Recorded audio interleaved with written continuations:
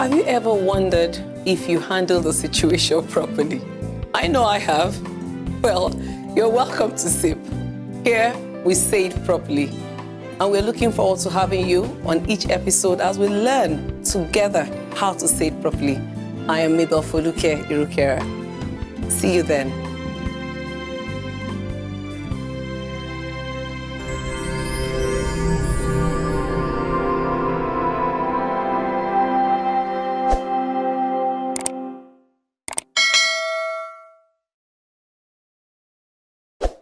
Hello, you're welcome to Say It Properly. I'm MABEL FOLUKE IRUKERA. It's a great day to be here with you today. And today we're going to be talking about something that affects every single one of us. And in our program, we always try to walk through these issues and then teach how to say it properly to help somebody else, or even apply it to yourself. Because, look at the person in the mirror and start with that person. I know I do. Today we're talking about worry and anxiety. Worry and anxiety. Every single person, that is old enough to think probably has something that they worry about. Anxiety is a different level. So worry, what is worry? Worry is when you think your thoughts about a particular task, a person, or an activity, something that you're worried about, I'm using that word again, that you are concerned about. On the other hand, anxiety lasts longer. Worry is temporary. It happens just there, maybe for a moment or for a day, a couple of days. But when it comes to anxiety, you're going deeper, you're having length of time as well. So that's the difference between those two. The other thing is that worry is what? Specific. Usually when you're worried about something, it's a specific issue. So you're worried about getting to work on time or getting to school on time or something. And in that process, you're thinking about, the things that you need to do to get to that point. When it comes to anxiety, it can be generalized. It can be, you might not even be able to put a finger on one particular thing. It could be different things. That's the difference between worry and anxiety. Anxiety can be generalized and worry is specific. Another issue, as I already said it, that is temporary. Worry is temporary and it's not going to last for a long time. But anxiety can last. People have anxious feelings consistently. Some go on for years. My desire is not that you have that, but if you're dealing with anxiety consistently, we're here to help you today. But in addition to that, you might need to see a therapist or somebody else as well. We're still talking about worry and anxiety here today. Do you worry? Do you have anxious thoughts? Do you have anxious feelings? When you're worrying, it's something that you're going to be thinking about, just revolving in your mind. But when you're anxious, it begins to affect not just your mind, it can affect your body. When people are anxious, people that go through anxiety attacks, some people say that, or have an anxiety disorder, or just plain anxiety, they begin to feel faint, they are afraid, their heart is palpitating, they're sweaty. That's anxiety. That's anxiety. How do you say this properly? How do you deal with this? Someone that is always anxious, we're looking at that. Encourage them to share. Encourage them to share. One of the things that we have learned over time in life is that since we're human and since we are people that have relationships and friendship, when you speak about something, when you share, it kind of lightens your burden. It takes that edge off of you. It takes that edge off of you. So you can encourage them and say, what, I see that something is bothering you. Why don't you share?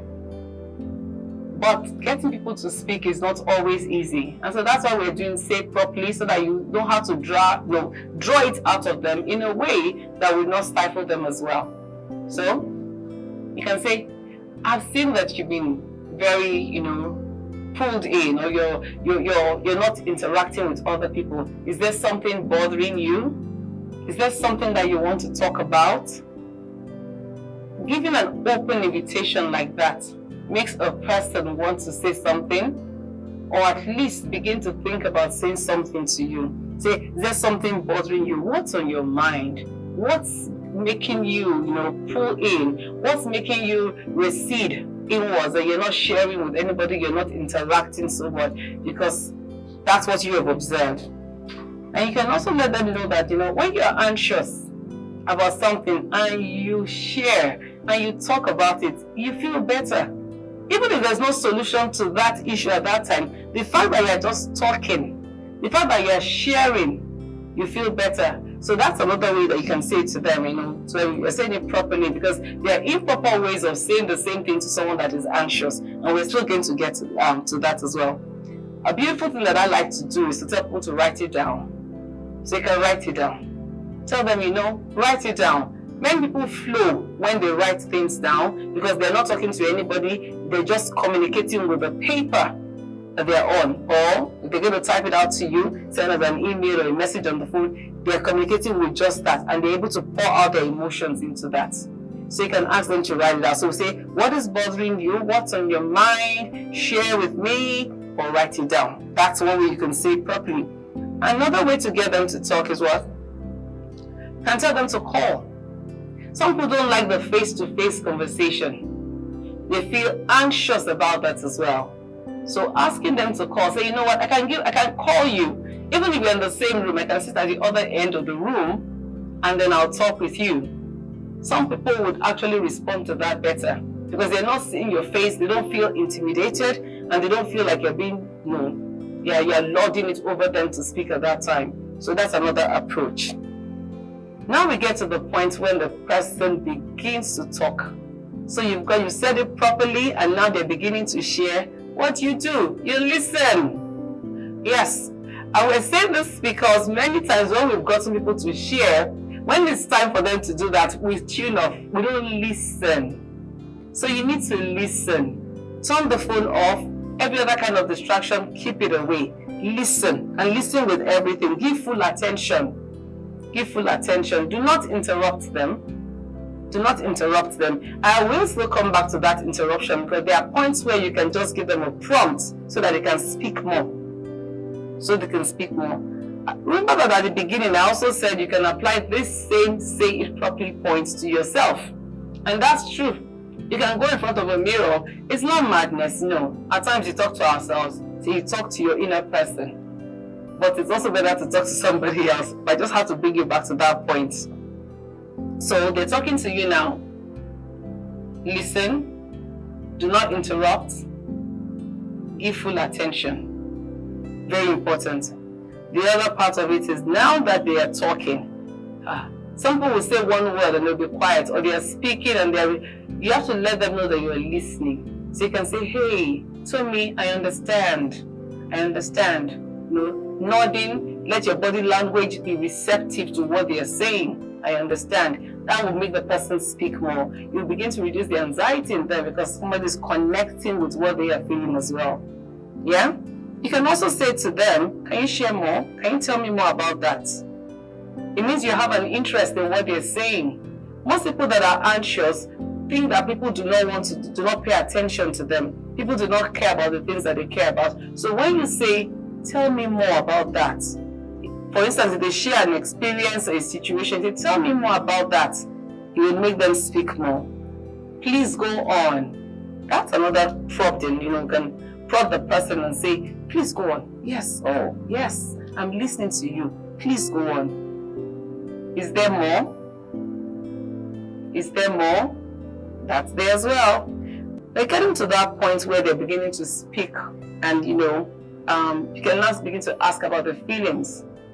When you ask about the feelings in a sensitive manner as well. Say, so why do you think you feel this way? Do you think other people feel like that? Do you know anybody else that has felt like this? You can go back and say, when you felt like this before, how did you overcome it? I know someone that when it's time for exams, a young lady, she gets so anxious. And I look at the track record, she's never failed. So you wonder, why is she always anxious? At times as parents or teachers, you may be like, this person is just acting up. That's not how to say it properly. You just go back and ask them, when you felt like this before, how did you overcome it? And when you felt like this, what was the end result? For that lady, for instance, she always did well. You say, well, so if you know that you did well that last time, it means that if you put in the same effort, you will do well again. Encourage them. Don't make threats. This is for us as parents. I'm a parent, and I know that we can get tired when you have an anxious child and you cannot put your hand on it because you're getting frustrated yourself. You're beginning to think, what is wrong with this child? What is wrong with you? Why can't you just be like other people? Why can't you just get up? No. You are pushing that child into a hole. That's not how to say it properly. What you say to that child matters, and we need to watch our words when we're dealing with anxious people. Don't make threats. Do not make threats. Do not make threats. Enough of that rubbish. Get over it. No, auntie, that's not what they want to hear, and that's not what's going to help them at that time. Anxiety can be long-standing, and it can be a battle for some people. But your help in listening to them and saying things to them correctly, being there for them, just paying attention, showing them that you care, saying that you care and saying that you understand helps them get over it. We're not asking that you do not deal with issues. We're not asking that you don't have the tough love. Tough love is good. But you have to know the kind of person you're dealing with. So, when we're dealing with anxiety and we've applied all these points, I know something that works so well too. Because I have been through anxious moments and I've been with people that have been anxious. And that thing that you can do, in addition to saying it properly like we have just spoken about, is prayer. You can pray. Prayer does not have to be in a particular location. You don't have to go to a particular building. You don't have to go to see a particular person. It's just speaking out what is in your heart to God.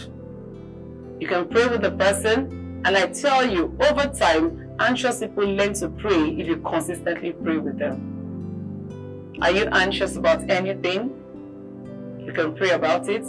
Are you anxious about your child who is already experiencing anxiety themselves? Be careful not to continue to pass that emotion on to them. Children pick up from us what we feel.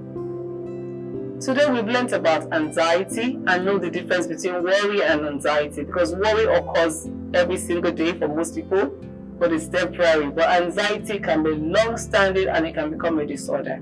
We've learned how to say it properly. Next time, I hope you will share with us on Byronbee TV through your comments how you have learned to say it properly when it comes to anxiety and how you have dealt with it. It's been a great time with you, and I wish you an anxiety-free week. Enjoy yourself. Have you ever wondered if you handle the situation properly? I know I have. Well, you're welcome to SIP. Here, we say it properly.